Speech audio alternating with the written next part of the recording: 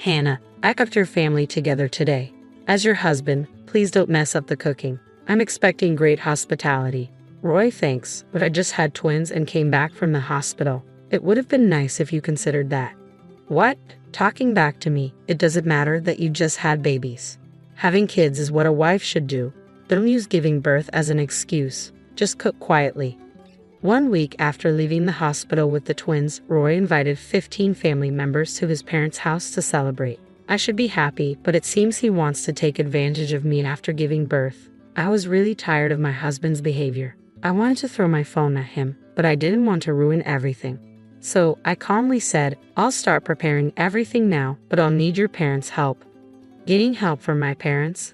Not possible. They're working in another country. Yes, as my husband mentioned, his parents couldn't come to today's family event because they're abroad. He seemed to think less of me, but he didn't know everything. I was already planning my revenge. After a quick chuckle, I went outside and returned to my in-laws' house in 5 minutes. Roy was surprised and asked, Hannah, who are these people? I don't know them. Why are you bringing strangers here? It was no wonder he was shocked. These two weren't family, but they were related to him. Let me introduce Ben and Claire. They're helping with today's preparations. You must be Roy. We've been looking forward to meeting you. We know a lot about you. Looking forward to meeting me. But both Ben and Claire seemed serious, despite being polite. They gave my husband icy stares. Confused, Roy whispered to me, Come here for a moment, Hannah. He took me to a quiet place, looking confused. He demanded, What are you doing? It's crazy to invite strangers without asking me. How will you explain this to everyone? There's no time. Get rid of them and start cooking now. Like always, he tried to scare me with his tough talk. But today, I wasn't going to let him win. I stared back at him, sure of myself. No need to worry. Everything's set. Actually, I'm planning to confront you with your mistress's parents here. What? My mistress's parents? Them? Roy, you said they were strangers, outsiders, but that's because you didn't know. I do. I kept calm, just telling the truth. Roy was shocked and then got angry. What you mean by my mistress's parents? I haven't cheated, and why are you acting like this? Are you disrespecting me? He got louder and raised his fist. It was so loud that the family might hear. It was clear he wasn't calm. What's happening, Roy? I heard shouting. Is everything okay? Oh, it's nothing, just a little argument with the wife. She's stressed because of the babies, he said, forcing a smile and hinting for me to leave.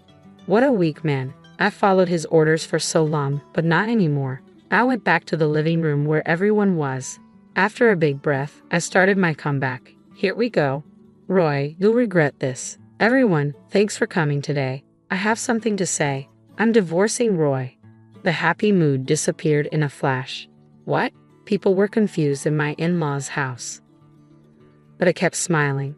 You've all been fooled by Roy. He's not the good guy you think. He's a coward who bullies his wife secretly. He looks good outside, so you didn't notice. I found out just a year ago. People whispered, but Roy's uncle stood up. What's happening, Hannah? Divorcing right after having babies? And it's hard to believe Roy would trick us. He even said he was cooking for you today. I'm sorry for surprising you, but I'm just telling the truth. When I got pregnant, Roy changed. He made me work hard even though I was pregnant.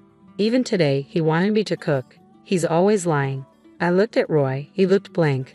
It seemed like he was trying to hide his true self. But I knew what he was thinking. Don't say too much. You know what will happen later, his face seemed to say, even though he looked angry but blank.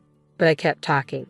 Roy kept telling me that it's normal for a wife to get pregnant and have babies. I work and provide for you, he'd say. He used these words to treat me badly.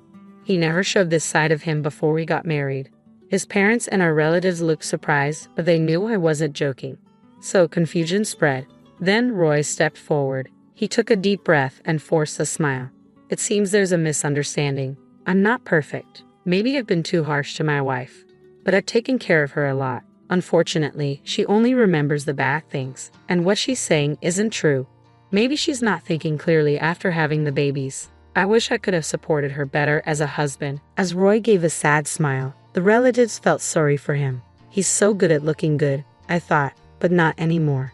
You're really good at winning people over. No wonder you're important at your dad's company, someone said. Hannah, I know you're upset, but it's not right to confuse everyone like this. Let's talk calmly later. Roy held my hand gently, trying to stop me, but I looked at a corner, signaling what to do next. The couple stood up. No need for that. Look at these photos, they said. What? You're still here. And what are those photos? They showed the relatives some pictures. The relatives were surprised to see these strangers but still looked at the photos. Suddenly, they gasped in horror. Hey Roy, what's going on? Explain this so I understand. Let me see those photos, I said, taking the photos from his uncle. Roy was silent, looking shocked. The photos showed his cheating, something he never wanted anyone to know. These photos prove Roy's been cheating on me. I knew about his affairs before I went to the hospital and gathered evidence. But I couldn't investigate much while pregnant, so I asked his mistress's parents for help. I'm Ben, and this is my wife Claire. We're sorry to disrupt the gathering, but we had to clear our daughter's name. Hannah, our daughter Rachel, worked with Roy. She got the job after a lot of effort and was excited to go to work every day. But Roy hurt her deeply, Ben said, his voice filled with emotion. Claire choked up and Ben put his hand on her shoulder, leering at my husband. Rachel told us she met a great guy. She was born when my wife was 40, so you can imagine how happy we were. But to Roy, Rachel was just a fling. He lied about being single and fooled her even though she was much younger. When Rachel found out he was married, she got really depressed. We'll never forgive Roy. A silence filled the room. The relatives looked at the photos again and then turned to my husband. Their trust in him seemed to vanish. Hold on, are you all believing these old folks? Photos can be faked. They might just want money. We were surprised they're here too, but would they really lie at a family gathering? I can't believe this, my husband said. But if you're innocent, stay calm. And calling them old? That's not nice, I said, trying to calm him down. It was clear he was losing control, showing his true colors. Our plan was working and his panic showed it. Suddenly, someone slapped my husband. Everyone gasped, especially my husband, who looked shocked. Hey Roy, long time no see. Hi everyone, it's been a while, Mom, Dad. What are you doing here? Weren't you supposed to be overseas? There was something important, so we rushed back, my father-in-law said. Well, you came back just in time. Hannah's saying weird stuff. She's making everyone think I'm the bad guy. I didn't do anything wrong. She must be losing it, my husband said. But the in-laws just looked at him, not saying a word. You know, they talk about postpartum depression. Maybe you should go to the hospital, get checked out by specialists, and rest. Then you'll listen to me like before, my husband said, trying to convince them. He thought their silence meant they agreed. Looks like Mom and Dad get it. That's good. Oh, I'm thirsty. Hannah, water, he said. His mom quietly gave him a water bottle. He looked surprised but drank it anyway. Then my father-in-law dropped a bomb. Roy, you're fired from the company, he said. My husband spit out his water, shocked. A relative nearby frowned as he wiped his clothes. What, Dad? Why are you joking about this? Decide if it's a joke after looking at this. Is this a call on speaker? I'm the one who called. I had your parents listen from the start, everything on speaker. Why? Because I needed their help. As soon as I realized who you really are, I knew I had to tell them. Plus, I've recorded all the times you've treated me badly during my pregnancy. I let them hear it all. And today's conversation is recorded too. I played the recordings. The phone played our conversation. Roy, today, I've gathered our family for you as my wife. Don't embarrass me with your cooking. I'm expecting top-notch hospitality. Thank you, Roy, but you know I just gave birth to twins and was discharged from the hospital. A little consideration would have been nice. What? Talking back, it doesn't matter that you just gave birth. Besides, having children is a basic duty of a wife. Don't use postpartum as an excuse. Just cook quietly. When my husband insulted me, I really wanted to throw my phone at him. But I stopped myself because it would ruin everything. The reason I endured his insults was because I was recording them. I made sure the recording was on when I called my parents from my in-laws' house. You were recording, Hannah. Why were you sneaking around? Roy asked. I don't want to hear about sneaking around from someone who bullies his wife and cheats. And if I didn't do this, Roy would try to deny everything. I replied, Roy, we know everything. We came back secretly today. We listened to your statements on speakerphone and confirmed your true nature. My parents said, we didn't doubt you, Hannah, but as parents, we wanted to believe in Roy. And this is what happened. Now, it's your turn to explain. Why did you cheat, Hannah? when Roy was supporting you so well? As my father-in-law spoke, my husband seemed to lose his confidence. Working at his father-in-law's company, he saw him as an authority figure. He must have realized his father-in-law wouldn't accept any excuses. He started to speak hesitantly. I only got married to make you happy. Honestly, I never really wanted to get married. But I knew you were worried about my future. I thought marrying someone like Hannah would ease your concerns, he confessed. The in-laws and other relatives frowned and looked at him coldly. Feeling the tension, he quickly pleaded, "Please don't fire me. I'm an important asset to the company, right? If I'm fired, it'll cause chaos. I'll change, I promise. Please reconsider." As soon as he finished begging, there was a loud thud in the room. His father had slammed his fist down on the nearby table. "You scoundrel. After getting Hannah pregnant, you dared to play with the emotions of an innocent girl, pretending to be single. How dare you? Your presence only brings chaos to the company. I can't trust you to run it. I'm deeply disappointed in you. You act selfishly without caring about others' feelings. That's not how I raised you. Do you understand?" My father-in-law's voice was filled with anger and disappointment. "And you married just for appearances? How disgraceful. Don't think you can easily regain our trust. I'm cutting ties with you. Don't show your face here again." "What? But I've worked so hard. Are you serious?" My husband looked more hopeless than I'd ever seen him. I knew he'd put a lot of effort into the company. It was understandable for him to be shocked that it all amounted to nothing. But it was his own fault. He tried to play the victim, but he was the one who caused all of this. As he hung his head, I gave him a cold look and he immediately knelt before me. "Hannah, please talk to your parents too. If I lose my job, it'll be hard for both of us, right? I'll really change. Please help me, Hannah. We're still married." How convenient for you to play the husband card now. As I've already told everyone, I'm divorcing you. No matter how much you apologize, I can't forgive you. And they feel the same way, I said, looking at my parents. They nodded in agreement. He bit his lip and turned to them. "I'm really sorry for hurting your daughter. I'll apologize as many times as it takes." He kept apologizing, but they didn't agree. No matter what he said, we wouldn't forgive him right now. He was still hiding something terrible while saying sorry. He was still trying to trick us. "It's too bad, Roy. You're still pretending. If you'd been honest, things might have been different. But like I've said, we know everything now. There's no going back," I said, smirking. He looked at me, stunned. "Pretending? How can you say I'm not sincere?" "On what basis?" he asked, confused. "You embezzled company funds, didn't you? And then you used that money to hire thugs to threaten Rachel to keep her quiet about your true self. You wanted to silence her, right?" I accused. "You're crazy. I would never do something like that without proof. Making such wild accusations without evidence, that's absurd," he protested. "Your parents have been investigating and have proof. That's why they're here. I've also talked to Rachel herself. I even have the voice recorder she had. Should I play it now? It clearly records you threatening her," I said. He paled and nervously glanced at his parents-in-law. Their stares were icy. "Roy, stop fighting a losing battle. The truth will come out soon. This alone is enough for you to be fired," they said. Cheating is one thing, but embezzlement and blackmail change everything. I didn't know the extent of it all. "Roy, you always underestimated me. You thought I was useless. But with everyone's help, we've come this far. And I'll protect our baby. I won't let you manipulate me anymore," I declared. I made my final statement. "Listen carefully. I'm divorcing you. No amount of apology will change that. You'll also be paying child support. We'll seek damages from Roy too. Rachel's lost time can't be undone, so at least be sincere in compensating her." Wait. I don't have that kind of money. Can someone please help me?" Roy pleaded. He looked around, but received only cold stares. Slowly, one by one, the relatives began to leave, ignoring him completely. In just one day, he lost everything. Soon after, my divorce from Roy was finalized.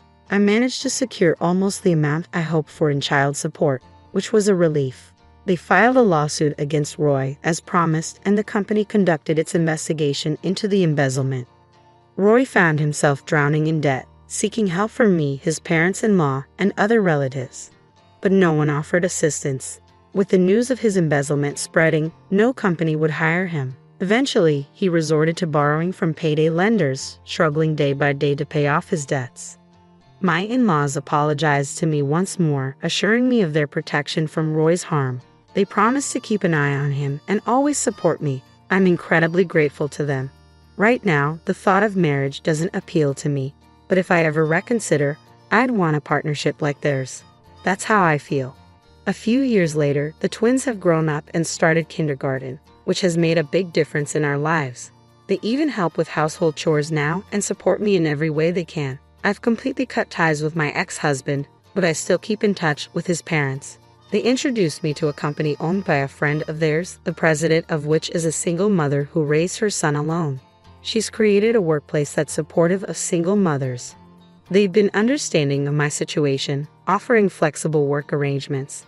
Rachel also works there. She's successfully reintegrated into society and is now a beloved figure in the office with her radiant smile.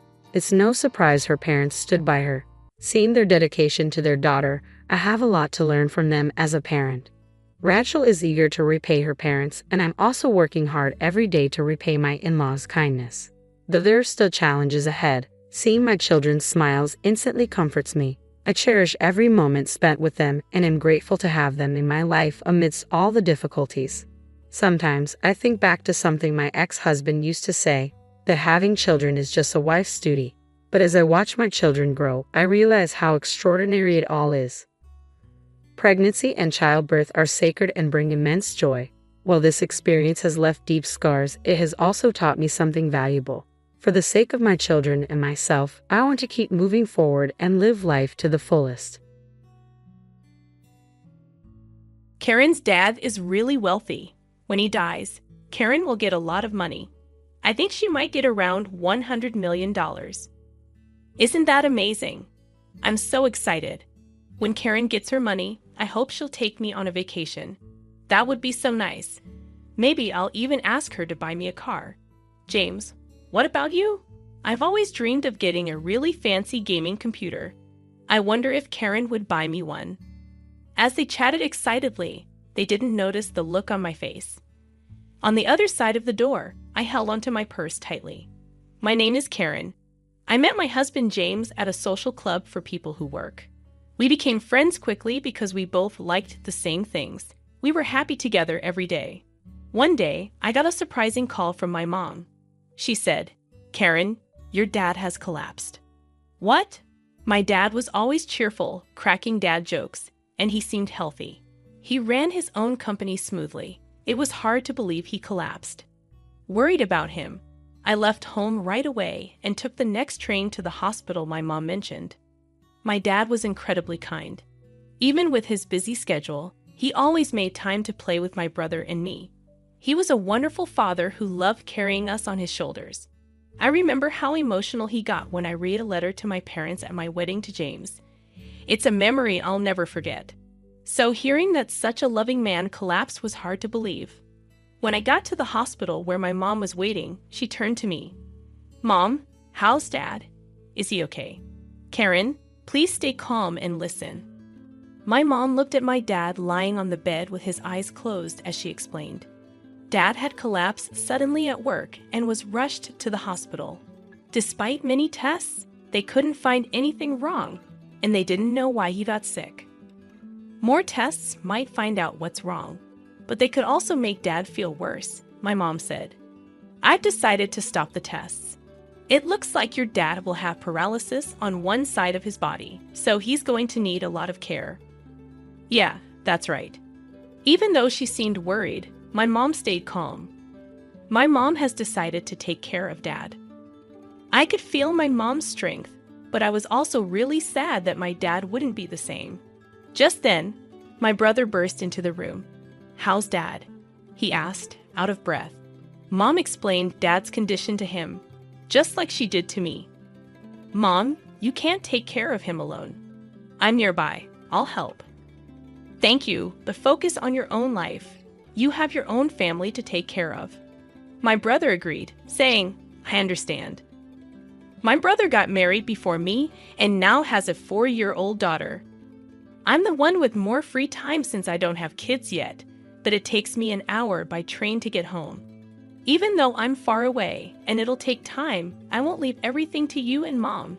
If anything changes with Dad, tell me right away." "Karen, did you tell John you're here?" my brother suddenly asked, reminding me that I had left the house without letting John know. Seeing my worried expression, my brother said, "You should call him. John must be worried." So I hurried out of the hospital room to find a quiet spot to call him. When John answered, he asked, "Karen, where are you?" I was so worried.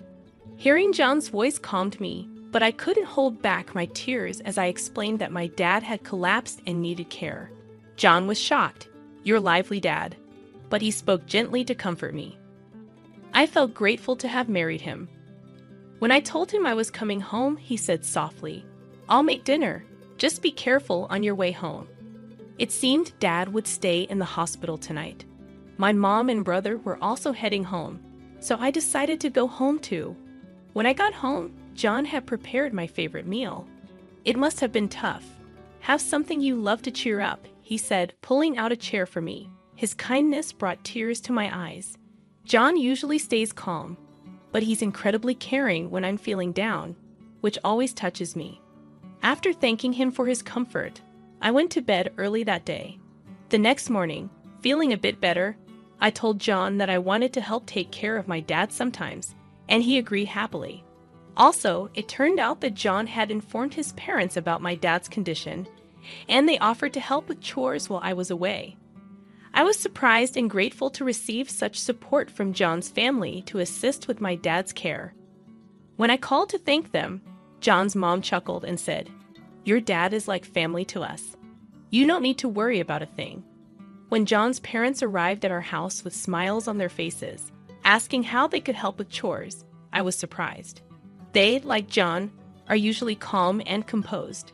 Before I got married, I thought they were a bit distant, but maybe I misunderstood them. I kept thanking my husband James and my in-laws for their support and for taking care of my dad.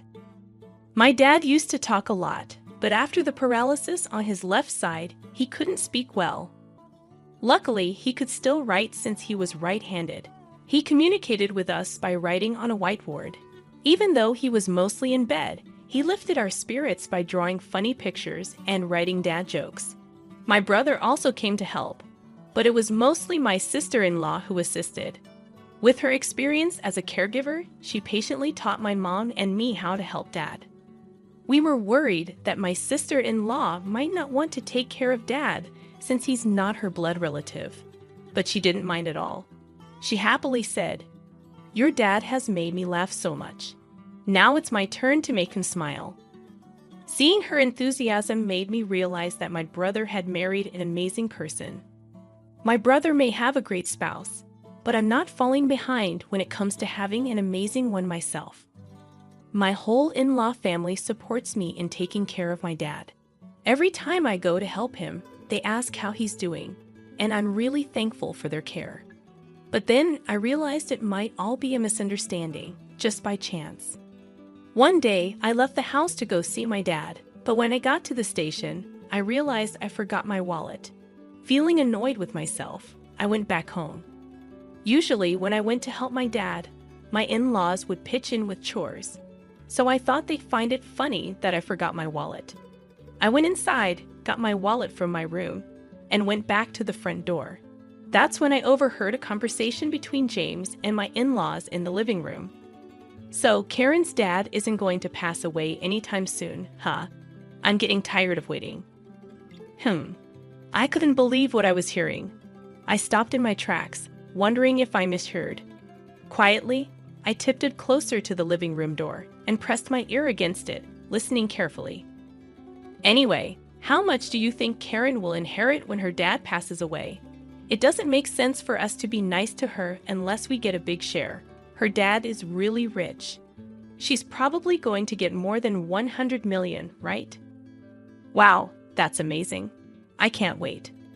When her dad passes, I hope Karen takes me on a vacation. That'd be nice. Maybe I'll ask her to buy me a car. "James, what do you want?" Their conversation filled the room with excitement. On my side of the door, they probably had no clue about the expression on my face. I gripped my wallet tightly, feeling a mix of anger, frustration, and sadness. Careful not to make a sound, I quietly left the house, my mind swirling with emotions. I headed straight to my parents' place. If I thought my in-laws were being unusually kind, now I realized it was all for the sake of money. My dad's inheritance was significant, but I couldn't bear the thought that my in-laws were eagerly waiting for his demise. Unable to clear my mind, I sat on a bench at the local station near my parents' house. The echoes of James and his family's laughter replayed in my head. I can't forgive them. Never. They're all foolish, just laughing away. I made a silent vow to seek revenge on James and my in-laws, who only saw dollar signs when they looked at my loving father. Despite hearing their greedy conversation, I played along, pretending I hadn't heard a thing whenever they asked about my father's health. I maintained my polite demeanor and thanked them as usual. I decided to take advantage of James and my money-hungry in-laws as much as possible. I spent more time caring for my father and dumped household chores on them without hesitation. My in-laws, eager for their share of the inheritance, gladly complied with my requests. I noticed their faces tense up sometimes, but I paid it no mind. About a year later, my father's condition worsened. Though the doctor assured me it wasn't urgent, I felt relieved.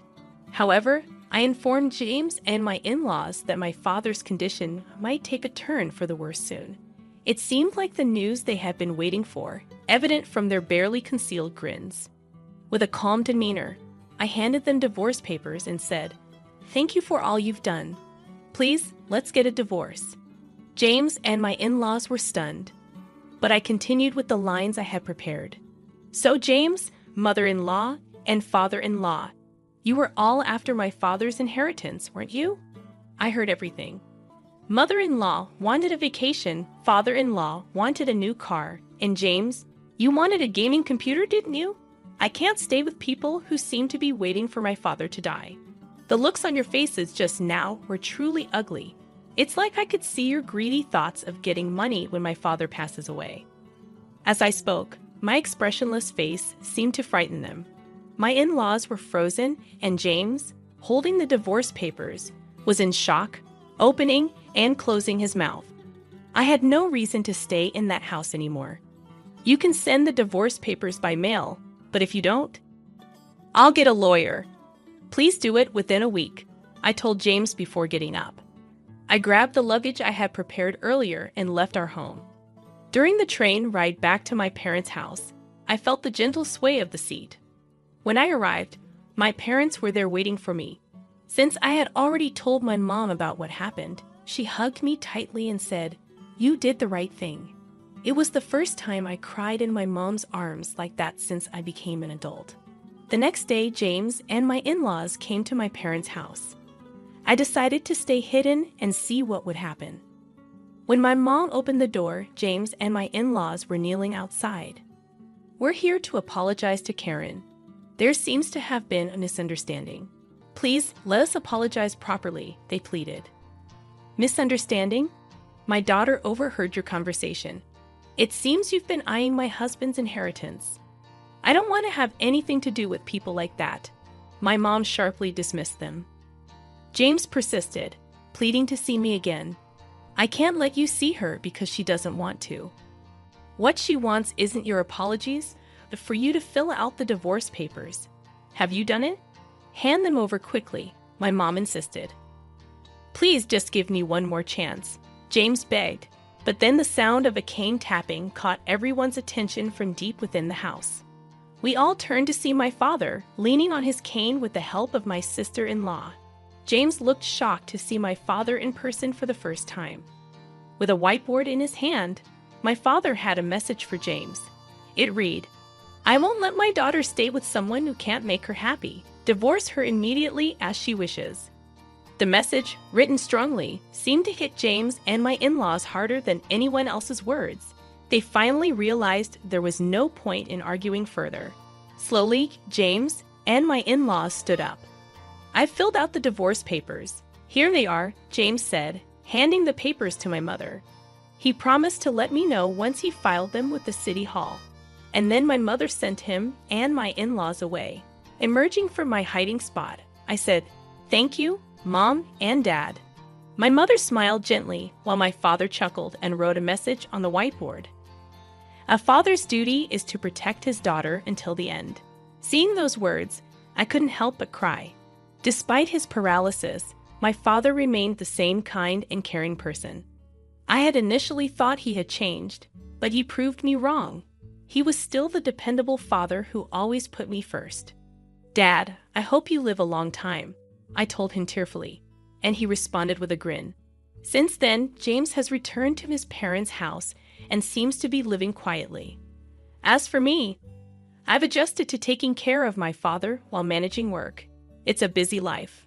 But remembering how my father always made time for us when we were young, my brother and I never feel burdened by caring for him.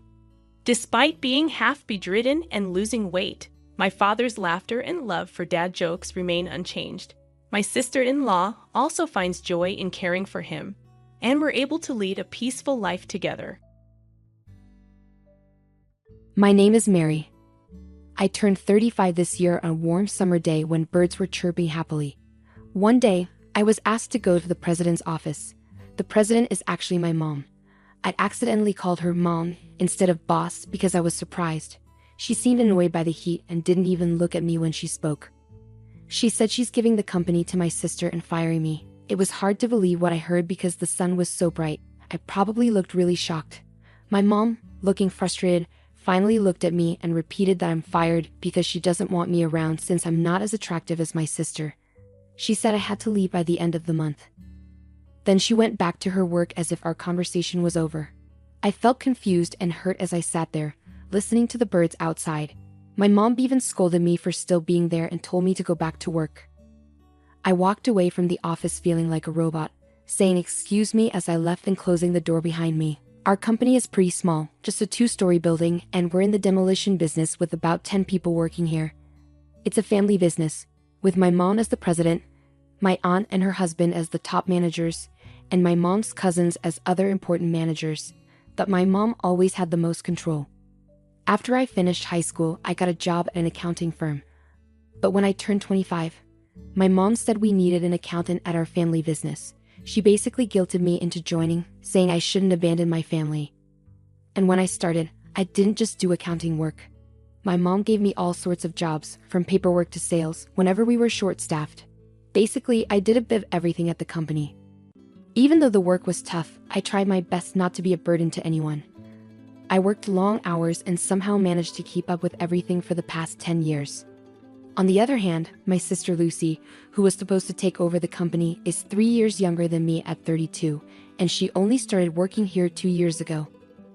Lucy had been jumping from one job to another, always saying they weren't right for her. When she turned 30, she stopped looking for work and spent her days relaxing at home.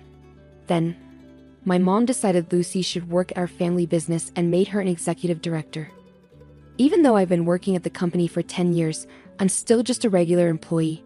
Everyone noticed how differently my sister and I were treated, but I wasn't surprised.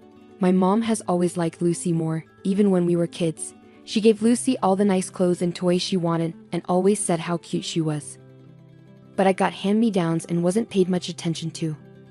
As a child, I didn't understand why my mom treated us differently.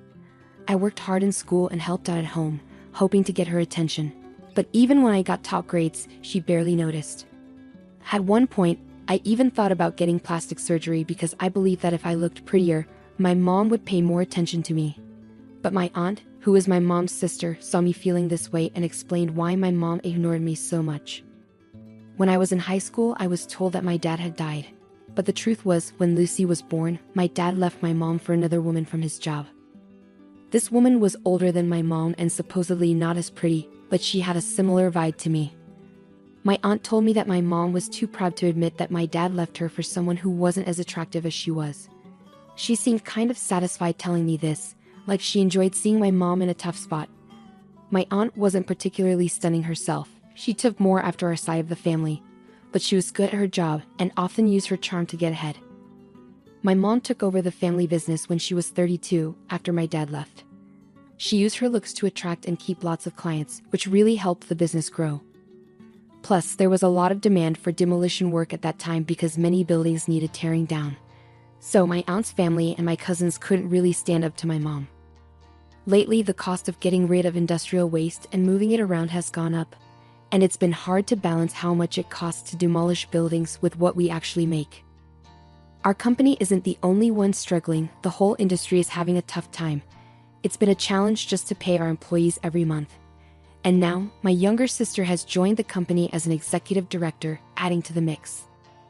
I wondered how my mom planned to pay my sister's salary, but she just said, "We'll cut your pay to cover hers. We're family, so it's natural, right?" I pointed out that even if they cut my pay, it wouldn't be enough to give my sister the salary of an executive director. But my mom didn't care. She told me it was my problem to figure out. I timidly suggested that maybe my sister should start as a regular employee.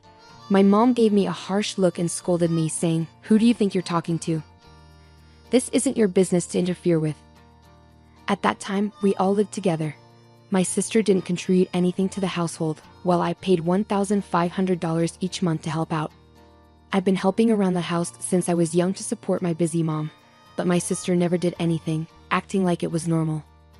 "Hey sis, is dinner ready yet?" Lucy would ask when I was working late. When I told her to make her own food because I was busy, she'd say, "But I don't know what to cook. You're the one who knows the kitchen best, right?" I don't want to get in trouble for using it without asking like last time. She never bothered to try cooking. Instead, she used that past argument as an excuse to avoid doing anything around the house. So, I often had to rush home to cook dinner before going back to work. My mom usually didn't cook either. Even when I made meals, she often eat out, choosing whatever she wanted. Lately though, she was going out to eat with Lucy more, so I didn't have to cook as often. But now, we were spending more money on entertainment, which was causing new problems. My mom, who was now 63, was starting to complain more about feeling sore and the effects of drinking too much. It was around this time that I was called into the CEO's office and told, "I'm giving the company to Lucy. You, who aren't as pretty, are fired." I could understand why my mom chose Lucy to take over the company, considering her past behavior. Lucy was 32, the same age my mom was when she became the CEO. Maybe my mom thought Lucy could use her looks to get things done, just like she did. But I couldn't accept being fired because of how I look. Even if my salary went to Lucy, it didn't seem fair. When I talked to my aunt about it, she already knew Lucy was going to be the CEO, but she didn't know I was getting fired. After thinking about it, my aunt said, "I'm not sure, but it seems like Lucy doesn't like that whenever she says she'll do something at the company. Everyone says it's okay because they know Mary will help. Maybe that's part of the reason." No, it's because everyone stopped asking Lucy for help since she always does a messy job, right? Lucy was really bad at her job. She often missed deadlines, messed up phone calls, and made lots of mistakes in her work. Even though she had some experience, she didn't seem to realize how bad she was. Maybe because people always overlooked her mistakes because she was pretty, she never thought about improving. My aunt agreed, saying, "That's true. But I think Lucy sees you as a bother." She added sadly, "But I never imagined they'd fire you. Without you, the company won't be able to work properly." She seemed worried, but didn't argue with my mom because she knew she wouldn't win. I felt disgusted knowing my aunt was related to me by blood. "So basically, both my mom and sister hate me, right?" I said bitterly. My aunt didn't know what to say, so she suggested, "Well, your mom is terrible, but maybe you'd be better off working somewhere else with all your skills. It's a waste to stay here." Standing in the car, bathed in the red glow of the summer evening, I stared into the distance and felt a sense of relief. Maybe it was okay to let go. I turned to my aunt and said, "You're right," with a big smile on my face. It was the first time I'd smiled genuinely since I started working at the company. My aunt looked a bit confused by my smile, but she returned a sad smile. As I worked on handing over documents and organizing files so that anyone could understand them, the end of the month came quickly. When I went to the CEO's office to resign on time, the sound of birds was gone, and my mom and sister were happily chatting. "That sales guy definitely has a crush on you." "You, that bald guy?" "No way." They laughed loudly, not realizing I was there. When I cleared my throat, they finally noticed me.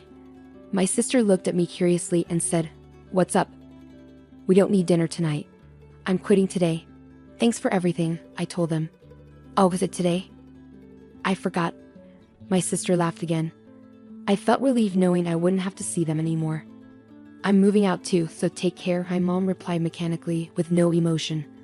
I closed the door, and from inside, I heard my sister say, "Now we won't have to deal with that annoying face anymore." In my heart, I whispered, "Just you wait," and left the company I'd been at for so long. A week later, after finishing some paperwork for school, I checked my phone and saw 14 missed calls from my mom in just 2 hours. I didn't call her back because I had a bad feeling about it. I put my phone on silent and went home after finishing my other tasks. The missed calls from my mom kept piling up, and when I checked the next morning, there were a total of 80 missed calls. The last one was after 2 a.m. But I didn't even consider calling her back. She was like a stranger to me now, and I didn't want to hear her voice at all. I even had thoughts that if I heard her voice, I might end up doing what she wanted. After all, she had controlled me for 35 years. So I ignored her calls with all my strength, trying to break free from her influence. I could have blocked her number, but I thought keeping the calls might be evidence of her behavior if something happened. At first, getting almost 100 calls a day was tough, and I hated seeing them come in. But over time, I started feeling satisfied, imagining my mom's frustration with each unanswered call.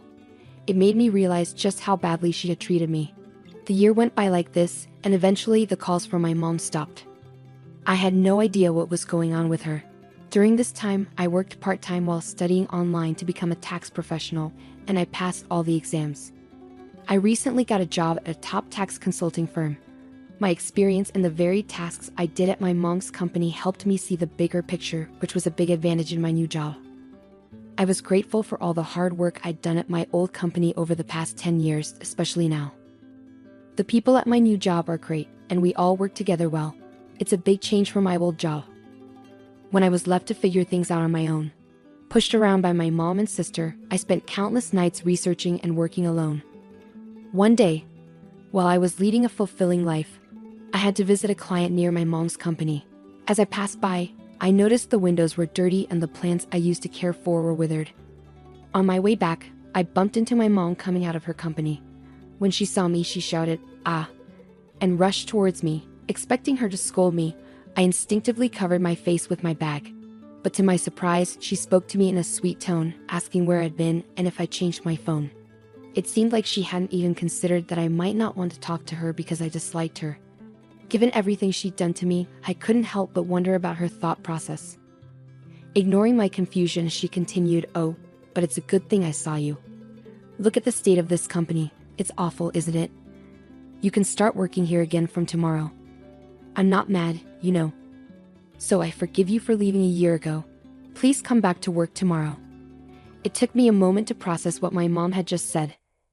Did she only see me as a little child who adored her? Mom, I'm already working at another company, and I'm happy there," I said hesitantly. But instead of understanding, her face twisted into anger, and she yelled, "What? You're telling me you're working somewhere else while our company is struggling? I don't care about other companies, you belong to me, got it?" Causing a scene in the street. "Wait a minute, you're the one who fired me, remember? What about Lucy? What happened to her?" I asked. My mom snorted and said, "Oh, Lucy. I thought she'd be useful, but she got caught having affairs with 3 men from our main client. Our business with them ended quickly. I tried putting her in clerical work, but she couldn't even clean properly and was useless at accounting. Because of her, we couldn't even hire someone else." After venting her frustrations, my mom turned to me with a grin. "That's why it's your turn, Mary. Ever since you left, the office has been a mess. I need you to take responsibility." I had made a thorough handover manual before leaving and explained everything to Lucy. But I doubted Lucy had even looked at it, and I was sure my mom hadn't heard anything about it either. And even if she did, she'd probably pretend to forget. I couldn't understand why they fired me and then expected me to clean up their mess. This was typical of these women. They acted tough, blamed others, and made others clean up after them. It was their usual trick.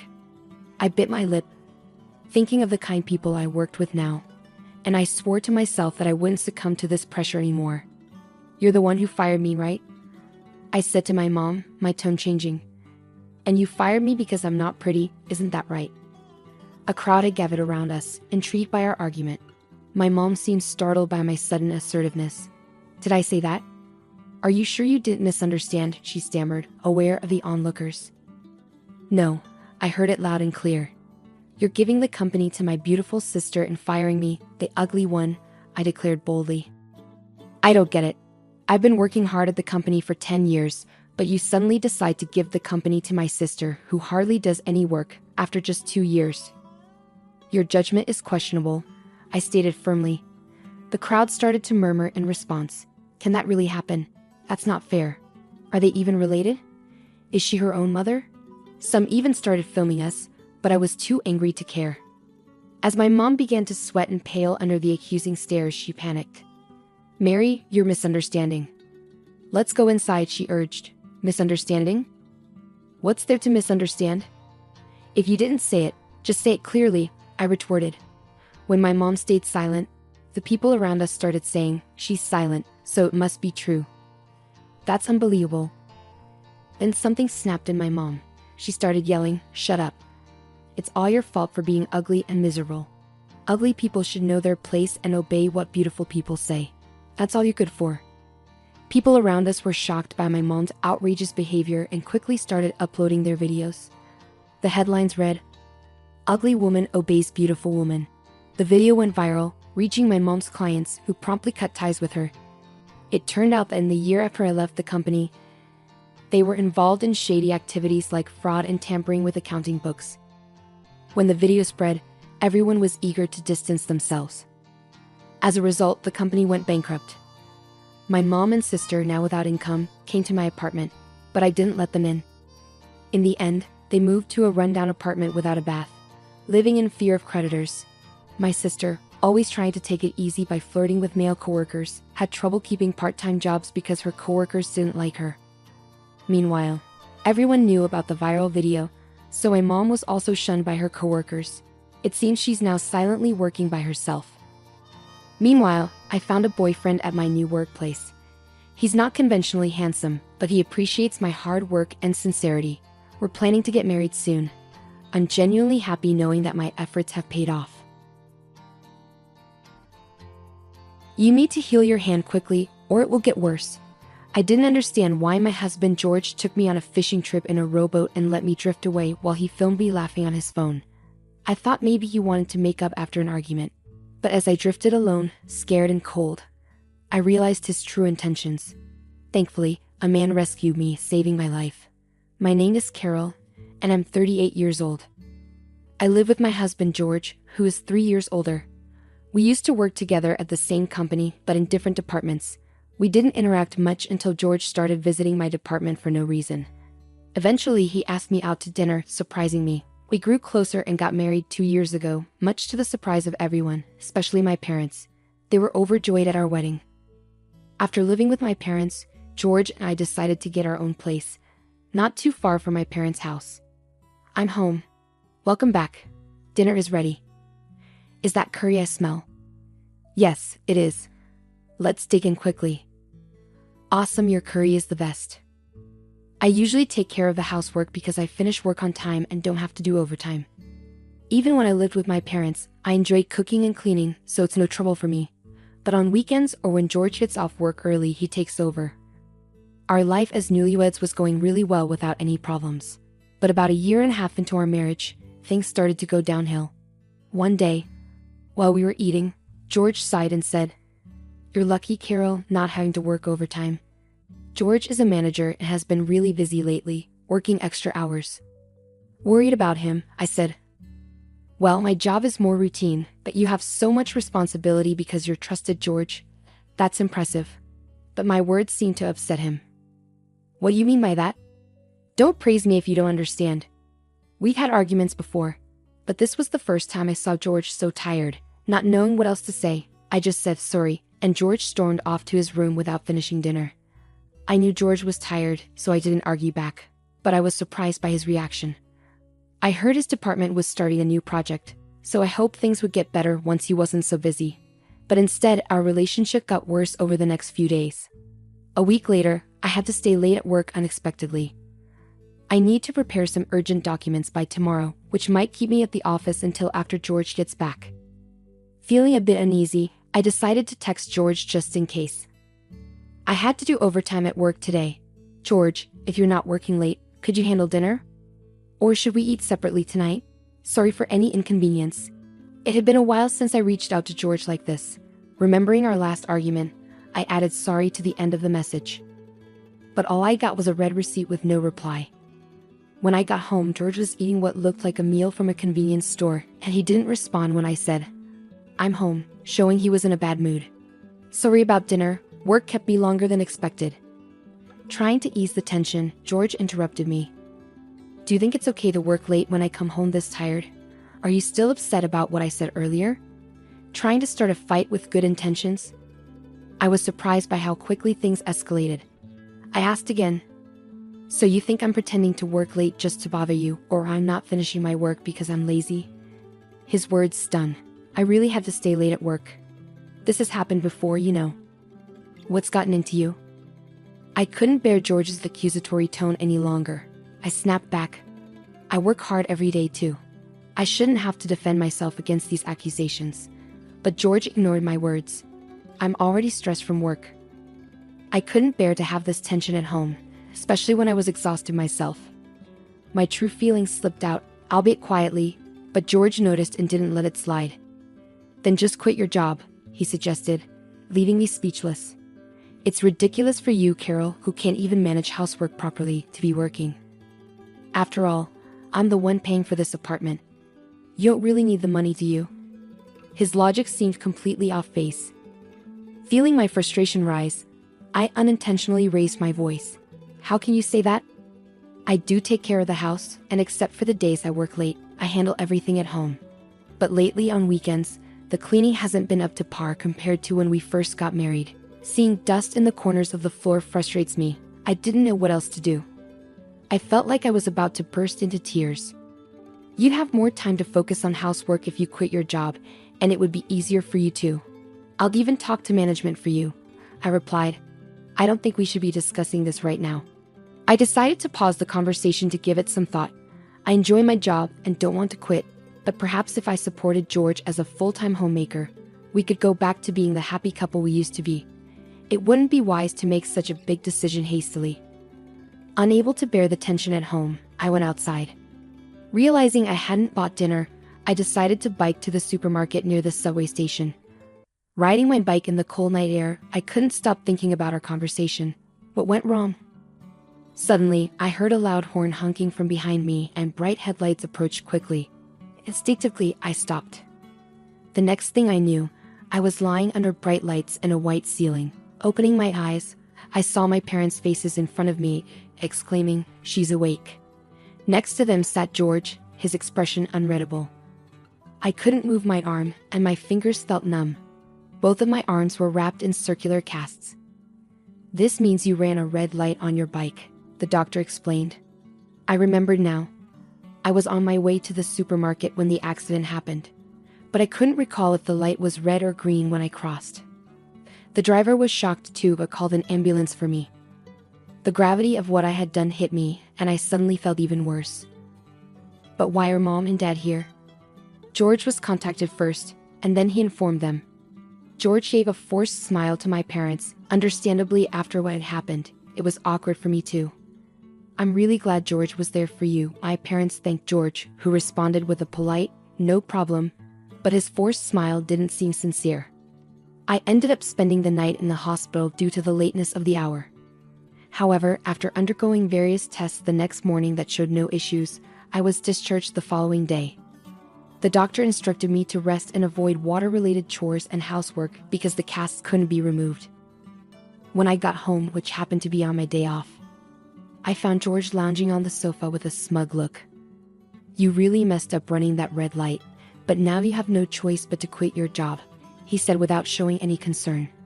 George lay there, staring at me mockingly. I felt powerless to respond, and to be honest, he was right. With casts on both hands, I couldn't even type properly on a computer. Faced with the decision of taking a long break or quitting altogether, I chose to resign, thinking it might improve my relationship with George. But leaving my job didn't magically fix things between us. Instead, it seemed to make him even more dissatisfied. He'd come home just to criticize me, using it as an outlet for his frustrations. During one of my worst days, George surprisingly suggested, "Why don't we go out together? It's been a while." I was suspicious of his sudden change in behavior, but George seemed to be in a good mood that day, and his overtime seemed to be decreasing. Maybe he was finally feeling less stressed. Perhaps today we could finally patch things up. Feeling more hopeful than I had in a long time, I joined George on an outing. We went to the beach, a place we used to visit together. Here, you can fish in a rowboat, George suggested, pointing to the safe fishing area where beginners could easily fish from rowboats. This spot held special memories for me. Although I had only been here a few times, it was meaningful because George had helped me overcome my fear of the sea by teaching me how to fish. I still remembered the fun times we had here. It's not scary, it's nostalgic, I said to George, who simply replied, yeah. Having a normal conversation without any snark or arguments felt incredibly refreshing and genuinely joyful after so long. After renting a boat, we successfully got on board. Here, Carol, George said, offering his hand to help me aboard, just like old times. I carefully grasped his hand to get into the boat, being extra cautious since I couldn't use my hands to stabilize myself. Sitting down, I was reminded of our dates before we got married, which made me happy. Now we can finally get back to how we were, I thought, hoping this outing could mend our relationship. I looked at George, who then flashed a mischievous grin and kicked the boat off. "Huh!" I exclaimed, but my voice was drowned out by the sound of the kick. With a sudden jolt, the boat shot out to sea, quickly drifting away from the dock where George stood. Even though I wasn't rowing, George took out his phone and filmed me, laughing and taunting, "You better heal that hand fast, or it's going to be bad." In that moment, I realized I had been tricked. I blamed myself. I had thought that if George's workload decreased and I did the housework perfectly, we could reconcile. But I was wrong. This was George's true nature. Realizing this, I felt frustrated, ashamed, and sad, and tears started flowing, sniffling and breathing in the sea breeze. I felt the fear of being alone at sea overwhelm me. I just wanted to go home. As I sat there, eyes closed, trying to push through the fear, a man's voice startled me. "Are you okay? You're about to drift out of the safe area, and are those casts on your arms?" There was a man, likely a father, and a boy who looked a lot like him, but when our eyes met, the man exclaimed, "Oh, aren't you Carol?" with a gentle voice. I remembered him. He was Matt, George's colleague who had come to our wedding. That meant the boy next to him must be his son, Mark, who had grown a lot since our wedding. I didn't notice. "What happened to you in that state? Weren't you in a bicycle accident?" Matt asked, clearly confused. "Yes, I was, and now I'm stuck here, unable to row. All because George put me on this boat," I explained. Matt seemed taken aback, understandably so. Being put on a boat by one's husband and left adrift at sea sounded like something out of a drama. "Let's call for help," Matt said, raising his voice and calling out to the boat rental staff. Thanks to him, I was saved, while Mark played on the beach. Through tears, I told Matt everything about George, how he had treated me, and how I ended up adrift at sea today. Gradually, Matt's face grew pained, and he cried with me. "It must have been hard," he said softly, offering a comforting word. I nodded, tears streaming down my face once again. Then Matt made a suggestion. "I've been having my own thoughts about George recently. Would you let me handle it?" After our conversation, Matt drove me home in his car. During the ride, Mark talked a lot, providing me with a genuinely enjoyable time for the first time in a while. I dreaded coming home, but it was unavoidable. With trepidation, I opened the front door to find George lounging carelessly in the living room. He smirked at me and said, "Wow, you're back. Always lucky with survival, huh?" Unable to find the energy to respond, I ignored him and went straight to my room to get ready for bed. The next morning, I didn't make breakfast for George and stayed in my room. With my hands in this condition, I couldn't cook properly anyway. But even before the boat incident, I had tried so hard to please George, even buying delicious bread. Now, all those efforts felt pointless to me. I didn't give George much thought throughout the day, and before I knew it, night had fallen. The sound of the front door opening signaled an unusually early return for George. He barged into my room and started yelling abruptly, "Hey. It was you, wasn't it?" Confused, I asked what he meant. George's voice grew louder as he accused me. "Don't play dumb with me. You're the one who told my company. What's going on?" I remained unfazed by his words, replying, "I don't know what you're talking about, but whatever trouble you're having at work doesn't involve me anymore. After all, I'm not even working there anymore." I waved off George's accusations, feeling no need to cater to him anymore. Frustrated, George stormed out of the house. The real shock came 3 days later when George, who hadn't returned home during that time, walked through the front door looking as pale as a ghost. "Carol, what should I do?" he muttered, looking lifeless as he shuffled into the room where I was relaxing. "What happened?" I asked. "I've been fired from my job," he said. "Oh, really?" I replied indifferently, watching as George collapsed to the floor. I had finally made it to manager. Despite his despair, I felt no sympathy for George because I knew this was coming. This was what Matt had hinted at when he said, "Leave it to me," during our conversation by the sea. According to Matt, George's behavior at work had taken a turn for the worse recently. He was mistreating his subordinates, dumping his work on others, falsely claiming overtime, and even harassing a new female employee, among other things. However, there was no solid proof of his actions, leaving them in a difficult situation.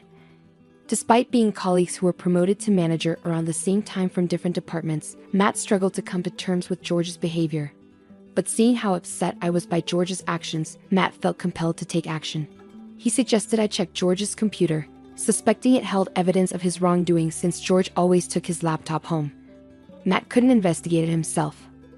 I knew George's laptop password. After safely returning from the sea, I pretended to go to sleep, waited for George to fall asleep, then checked and extracted the data from his laptop, which I then sent to Matt. I never expected things to unfold so quickly. Matt, the star of the advertising department, had acted swiftly and decisively. Standing up, I went to my drawer and retrieved something specific. Then, speaking slowly, I said, "I'm sorry to bring this up while you're feeling down, but I have something important to say." George looked at me with a puzzled expression, resembling a discarded puppy. After taking a deep breath, I continued, "I want a divorce." I finally voiced my decision, handing him the filled-out divorce papers. George's face shifted from confusion to a mix of anger and sadness as he looked at me. "Why do you want a divorce? Can't you show a little compassion, especially when I'm feeling so low?" he pleaded. His words left me stunned, almost tempted to throw them right back at him. "I'm grateful to you for revealing your true nature, and I've already discussed this with my family," I stated firmly. This wasn't just bravado. After my ordeal at sea, I had indeed gone back home and talked with my parents. That night, Matt messaged me saying, "George might come crying to you in about 3 days. It's up to you, Carol, what to do next." Reflecting on my options, I decided to confide in my parents. I laid everything out for them, holding nothing back, including the terrifying experience of being adrift at sea in a boat I couldn't row. As I recounted the events, the guilt I had been suppressing and the emotions I had bottled up overwhelmed me, and I cried. My parents, who had held George in high regard, were deeply shocked by what I revealed. However, after hearing my story, they apologized for my pain and encouraged me to proceed with the divorce. Though I had been considering it, their support helped solidify my decision. When I shared my decision with George, he paled and eventually broke down, pleading, "Please don't leave me. I can't bear to lose you now." Despite this desperate plea, my resolve remained firm. "You should have realized before putting me on that boat," I told George. He deflated, sitting motionless on the floor. In the past, I might have comforted him, reassuring him that everything would be okay. But now I felt nothing. My love and feelings for George had long been discarded in the sea along with that fishing boat. "The divorce is final. I won't be your convenience anymore," I declared firmly, my pent-up frustration fueling my words. With that, I left George behind, motionless on the floor. I grabbed a backpack with just a few belongings I had packed the night before and left the house. The night air was cool and I felt refreshingly clear-headed as I made my way back to my parents' home.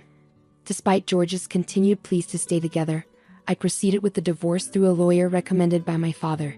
In just a few days, George lost everything, sinking into depression and eventually returning to his parents' house, where even his mother seemed to have lost patience with him. His mother was entirely on my side, repeatedly apologizing for her son's foolishness. I didn't have much affection for George, but I had a soft spot for his mother, which made the situation unfortunate. I've heard he's now unemployed, staying at his parents' home. It's sad to see how he could be so harsh to others yet unable to handle adversity himself. After successfully ending our relationship and receiving support throughout the process, I expressed my gratitude to Matt. Once my arms healed, I returned to work and realized how much I actually enjoyed it. I used to spend each day accommodating George, but now I cherish doing what I love, immersing myself in my work and feeling fulfilled every day. I'm eager to start anew, valuing myself